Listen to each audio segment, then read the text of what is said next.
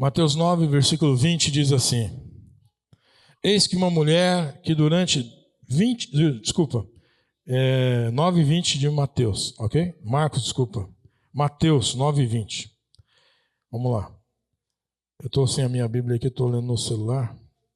Mateus 9 e 20. Eis que uma mulher que durante 12 anos vinha sofrendo de uma hemorragia, veio por trás de Jesus e tocou na borda da capa dele. Porque dizia consigo mesma: se eu apenas tocar na capa dele, ficarei curada. Então Jesus, voltando-se e vendo-a, disse: coragem, filha, você foi salva porque teve fé. E desde aquele instante a mulher ficou sã. Tem mais um texto que eu quero ler aqui. Nesse mesmo capítulo.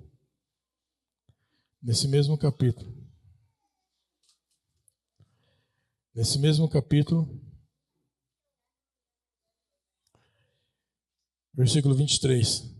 Tendo chegado à casa do chefe e vendo os tocadores de flauta e o povo em alvoroço, disse: saiam daqui, porque a menina não está morta, mas dorme.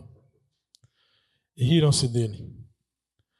E agora, por fim, um último texto, 35.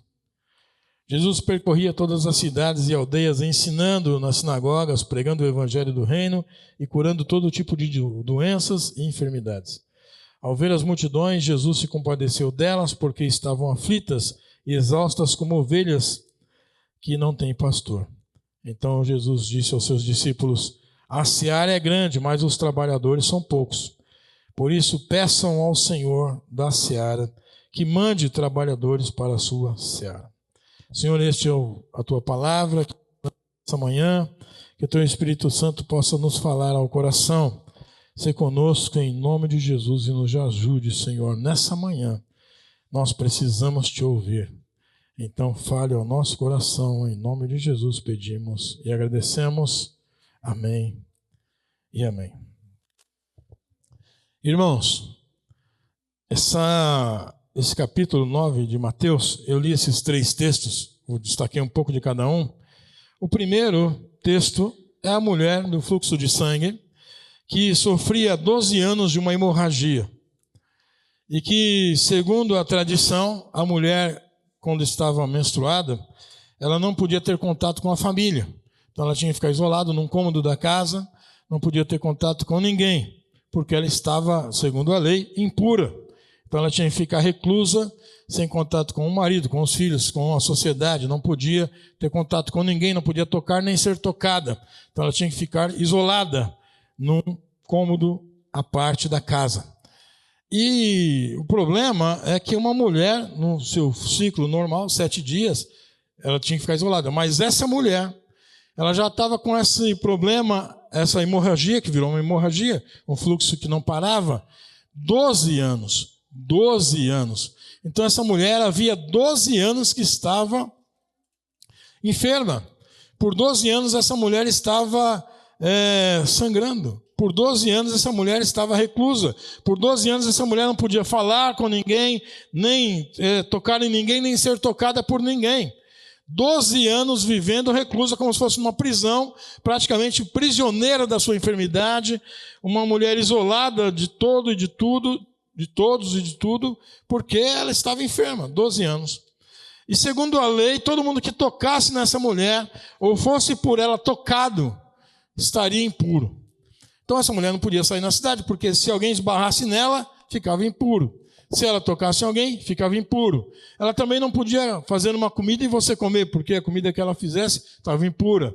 Então ela ficou 12 anos nessa situação de isolamento total. E essa mulher ouve falar de Jesus e então ela fala consigo mesma, né? O texto diz que consigo mesma, então ela fala o seguinte, que se ela apenas tocar nas vestes de Jesus, se apenas ela tocar na capa de Jesus, ela ficaria curada. Então essa era a fé que ela tinha, ela que já havia gastado todos os seus bens, o seu patrimônio com médicos, porque os médicos na época dessa mulher, na época de Jesus, não era uma medicina como hoje, avançada, que tem o tratamento determinado para cada doença, o medicamento indicado, não era assim. Era uma medicina muito experimental, era uma medicina baseada em tentativas e erros, né? Em medicamentos ineficazes, em tratamentos que não resultavam em cura. Então essa mulher ela é tratada dessa maneira. Então, entre tratamentos de tentativas e tentativas, experimentos que não deram certo, ela gastou todo o seu dinheiro. E agora ela não tinha mais dinheiro para gastar, ela não tinha sido curada, nem tinha mais dinheiro, não tinha mais como, não tinha o que fazer. Ela estava completamente só, desamparada, isolada, porque ela não podia ter contato com ninguém, longe do convívio social, longe da família. Essa mulher estava se sentindo só. E eu quero chamar a sua atenção para esse texto, porque aqui, irmãos, é uma coisa interessante. Essa mulher estava há 12 anos sofrendo dessa enfermidade, 12 anos.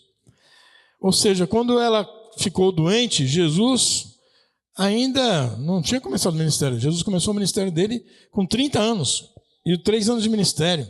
Aqui esse texto é no início do ministério de Jesus, bem no início. A gente vê que foi logo quando ele chamou Mateus. Então é bem no início. Então aqui ele devia ter 30 anos de idade. E quando essa mulher ficou doente, há 12 anos atrás, Jesus tinha 18 anos. 18 anos era menor de idade, porque lá a maioridade era 30 anos. Então ainda faltava 12 anos para Jesus começar o ministério dele. Essa mulher já ficou doente 12 anos antes de Jesus começar o ministério. Então ela ficou doente por 12 anos. 12 anos sofrendo. E quantas esperanças ela depositou nos médicos. Agora esse tratamento vai dar certo. Vou gastar, mas vai dar certo. A gente sabe quando alguém está doente e sabe de um médico bom, você não mede esforço. Você vai longe, gasta dinheiro, faz exames, você acorda de madrugada, vai lá esperar, não tem dificuldade. Você faz tudo o que for preciso. Mas tudo que essa mulher fez não resultou em cura, não resolveu nada. E ela permanecia doente. Mas a maior doença dela não era nem tanto o sangue que lhe saía, mas o isolamento que ela estava. Quando Jesus cura as pessoas, é interessante onde Jesus foca nas pessoas quando Jesus vai curar alguém, ou quando ele fala com as pessoas. É interessante porque, por exemplo, os discípulos, quando estavam no mar da Galileia, e o barco estava quase afundando, e eles acordam Jesus desesperados porque a tempestade estava quase afundando o barco. Primeiro Jesus acalma a tempestade, depois acalma o coração deles e repreende-os depois. Numa outra ocasião, Jesus primeiro repreende a eles e depois a tempestade. Então, Jesus sabe onde é o foco. Às vezes você vê, o problema dessa mulher é o fluxo de sangue dela, é a hemorragia. O médico ia curar a hemorragia. Mas depois de 12 anos, será que ela ainda tem marido? Depois de 12 anos, será que ela teria um marido? Naquela sociedade dura, em que o marido podia repudiar a mulher por qualquer coisa?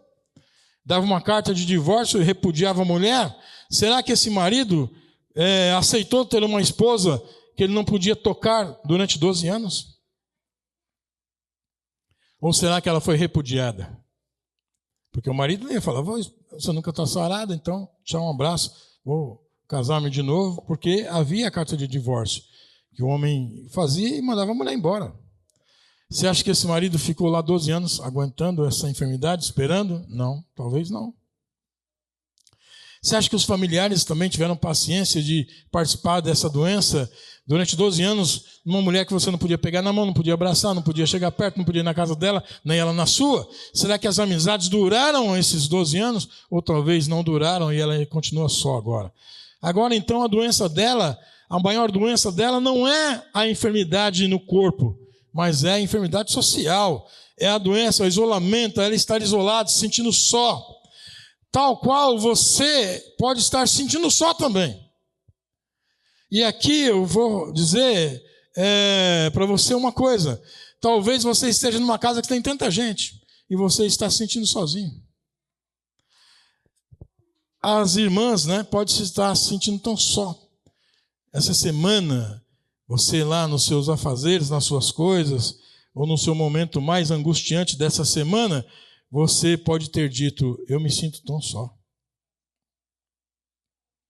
Mesmo que as pessoas te ajudam, tem gente ali, tem gente aqui, mas você se sente só.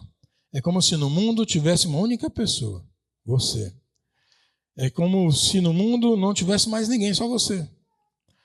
Então essa mulher estava assim, solitária, sozinha, enferma.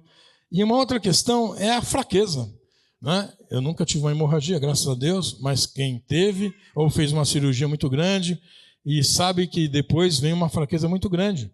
Porque quando você perde sangue, você fica fraco, porque o sangue é a força do corpo. Então a pessoa fica fraca. Imagine a fraqueza dessa mulher. Imagine a fraqueza do corpo. A comorbidade do corpo dela, na fraqueza de 12 anos perdendo sangue. Irmãos, olha o que Jesus disse para essa mulher. É interessante isso, e eu quero que você perceba isso, porque é isso que nós vamos falar. Então, quando essa mulher toca em Jesus, Jesus diz o texto, Jesus voltando e vendo-a disse, coragem, filha. Coragem, filha. Você foi salva porque teve fé. Coragem, filha. Eu quero te mostrar uma coisa, te dar uma informação aqui importantíssima. Essa aqui é a única mulher que Jesus chamou de filha. Pode procurar outra, você não vai ter. Outras vezes ele fala com as mulheres, fala, mulher, é isso que eu te digo, mulher. Aqui ele disse, filha. Decanto itaço me declamas. Essa mulher, ela estava se sentindo só, desamparada. Certamente o pai dela disse, você não é mais minha filha. O marido disse, você não é mais minha esposa. Os filhos abandonaram. Ela está só, desamparada. E Jesus então vai falar com ela, não diz mulher, não. Porque mulher, todo mundo chamava ela de mulher. Essa mulher impura, essa mulher falava mulher e mais os adjetivos. Lá, acho que está o carro que entra lá. Os adjetivos. Então, mulher, mulher. Não, agora não. Agora ele vai falar filha. Filha, filha, filha. Porque Jesus está dizendo, você, coragem, filha. Filha, você é minha filha. Irmãos, aqui Jesus está dizendo para ela o seguinte, seu pai não quer ser sua mãe, não quer ser o seu pai não quer ser seu pai não quer que você seja filha dele, você é a minha filha. Você não tem mais família? Você tem. Eu sou o seu pai, você é a minha família. Então Jesus foi, não no problema do corpo, porque o problema do corpo, quando ela tocou, parou, o fluxo parou. Mas se ela voltasse para casa agora, sem ouvir mais nada, mas já curada do seu corpo, ainda havia uma grande enfermidade na sua alma. No seu convívio social, na sua alma, ela ainda se sentia só. Mas Jesus disse, filha, coragem, filha. Coragem, filha. Eu quero dizer para você, minha irmã, que você não está só. Que você não precisa se sentir desamparada. Se o homem te desamparar, se o mundo te desamparar, se a sociedade desamparar você, Jesus está com você. E Jesus está dizendo, filha, filha. É a filiação de Jesus. Você está afiliada a Jesus. Então Jesus está dizendo, filha, filha. Coragem, filha. Coragem, filha. Coragem. E, irmãos, olha só. Desde aquele instante a mulher ficou sã. Aqui no texto de Mateus, ele não fala. Mas em Marcos, ele mostra para a gente o que aconteceu, como a mulher reagiu aqui. Olha só. Vamos abrir aqui em Marcos 5. Marcos 5. Marcos 5, 24. Olha só. Desculpa. Aqui. Marcos 5. Mais para frente aqui a filha. Aqui. Marcos 5, 30. Jesus, reconhecendo imediatamente que dele havia saído o poder, virando-se no meio da multidão, perguntou: quem tocou na minha roupa? Os discípulos responderam: o Senhor está vendo que a multidão aperta e pergunta quem me tocou. Ele, porém, olhando em redor para ver quem tinha feito aquilo, então a mulher, amedrontada e trêmula, ciente de que lhe havia acontecido, veio, prostrou-se diante de Jesus e declarou-lhe toda a verdade. Jesus veio e ela se prostrou diante de Jesus e declarou quem ela era. Então, no momento que Jesus chamou ela de filha, ela estava prostrada. Ela estava ajoelhada aos pés de Jesus. Então, a cena foi: Jesus passou, ela tocou nas vestes e se ajoelhou aos pés de Jesus quando ela se sentiu curada. E Jesus então disse para ela: filha, coragem, filha. Uma outra questão aqui, irmão, importantíssima, que não deve ser desprezada. Essa mulher enfrentou a multidão, todo mundo empurrando todo mundo. Você consegue tomar o metrô aqui, na hora de pico, 6 horas da manhã, 7 horas da manhã, entrar naquele trem lotado e dizer: não encosta em mim, ninguém encosta em mim. Não tem como. É todo mundo encostando em todo mundo esbarrando em todo mundo dando cotovelada em todo mundo.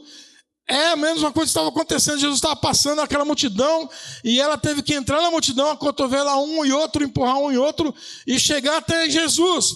Então, no caminho até Jesus, essa mulher tocou em muita gente, foi tocada por muita gente. Quando essa mulher é revelada como uma mulher impura, todo mundo vai dizer: ei, ela me tocou. Tipo, então agora está impuro. E sabe qual era o castigo da mulher se ela fizesse isso no meio da multidão? Ser apedrejada. Porque ela tocou em todo mundo impura, ela ia ser apedrejada. Mas quando ela tocou em Jesus, ela ficou curada.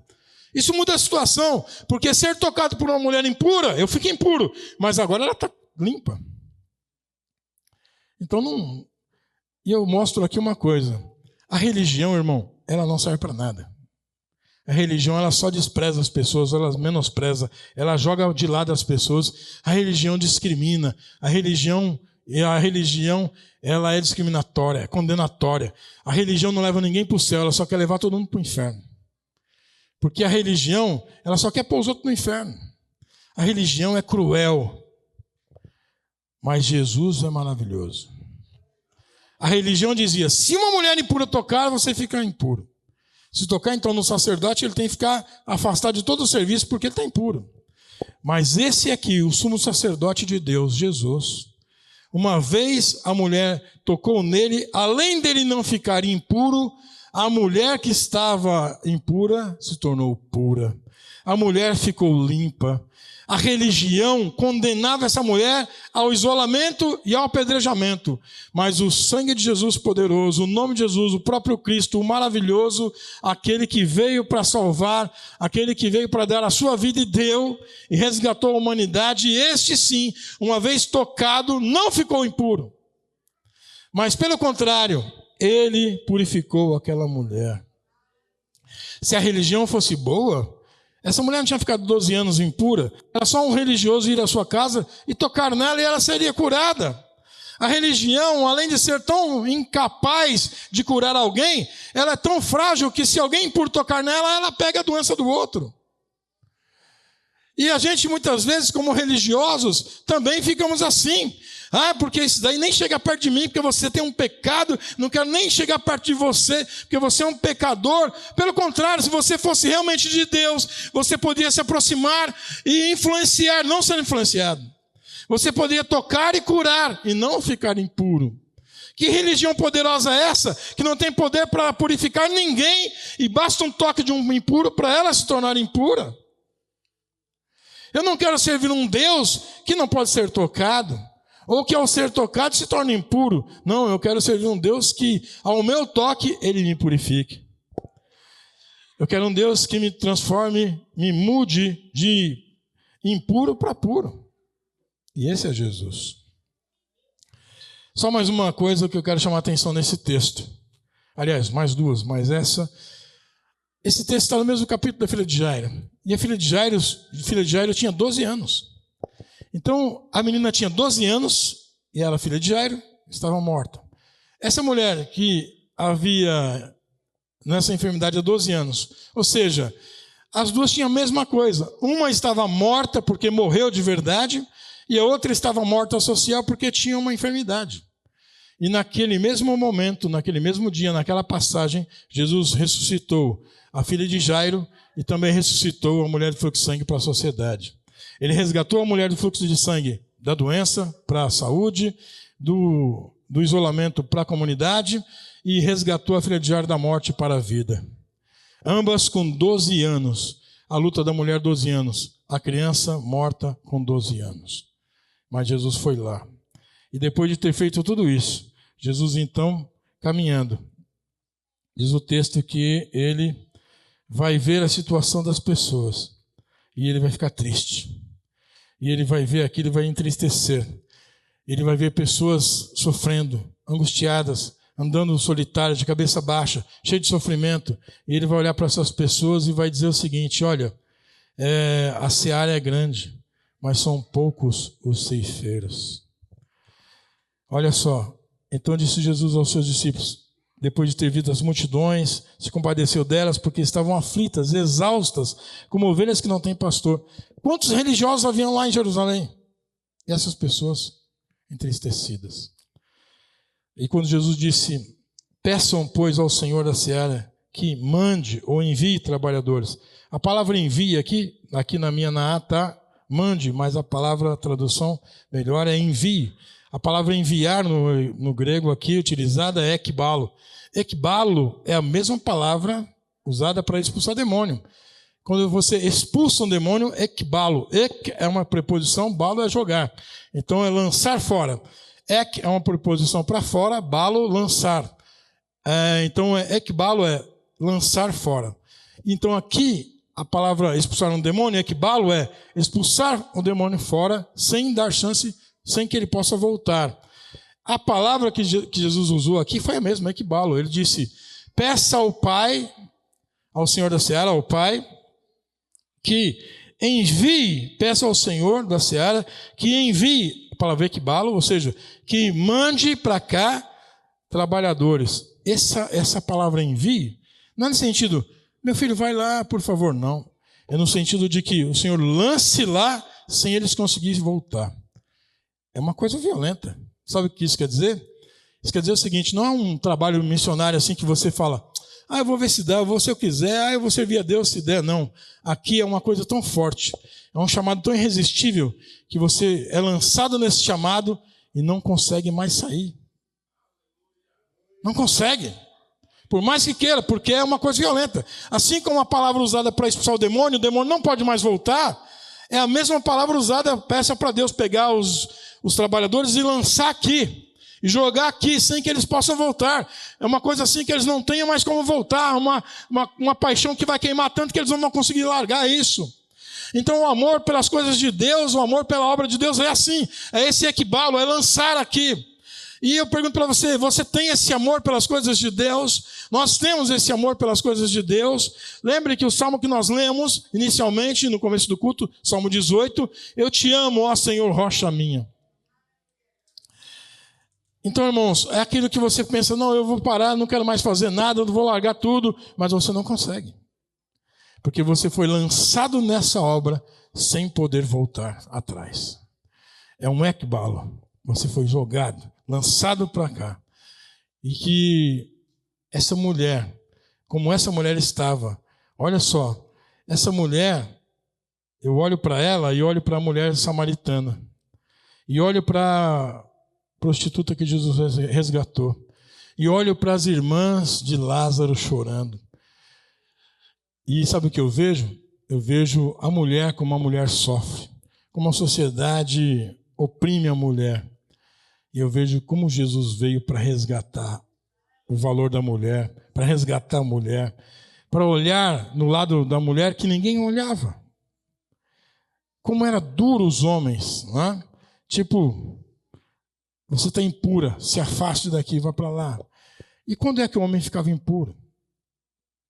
E quando é que o homem tinha todos os direitos, e a mulher tem que ser isolada, tem carta de repúdio. Por que não tinha uma carta de repúdio da mulher para o homem? Não tinha. A carta de divórcio só o homem pode fazer. O homem casa, se ele for uma tranqueira, a mulher tem que aguentar anos lá até ele morrer. Mas o homem casou, não gostou? Não, faça uma carta e manda ela embora. Por quê? E quando perguntaram isso para Jesus, ele disse, não, isso aí é por causa da dureza dos nossos corações. Mas Jesus é aquele que não lança fora, mas ele recebe. Mulher, ele chamou ela de filha. Você, minha irmã, você, meu irmão, nós somos filhos de Deus. Você, minha irmã, que está se sentindo só, desamparada, sozinha, não se preocupe, o Senhor hoje, nessa manhã, Ele está te chamando de filha. Você é a filha dEle, você é filha, Ele te recebe como filha. Você não tem mais o seu pai da terra, seu pai aqui da terra pode ter falecido, você pode ser que tenha alguns parentes ou não tenha, mas não importa. Jesus está dizendo, você é minha filha. Ele conhece. Uma coisa é ser filha de qualquer um. Outra coisa é ser filha de Jesus. Outra coisa é ter Jesus por pai. Porque Ele não é um pai que lança a gente fora. Ele não é um pai que nos despreza. Ele é um pai que cuida, que zela. Ele é o bom pastor e o bom pastor dá a vida pelas suas ovelhas. Toda vez que você estiver angustiado, entristecida, minha irmã, lembre-se dessa palavra. Lembre-se de que você é filha de Jesus. Quando alguém falar para você, ou Satanás falar, você é sozinha, você é desprezada. Não, Senhor, não sou desprezada. O Senhor está comigo. Os homens podem me desprezar, mas o Senhor tem cuidado de mim.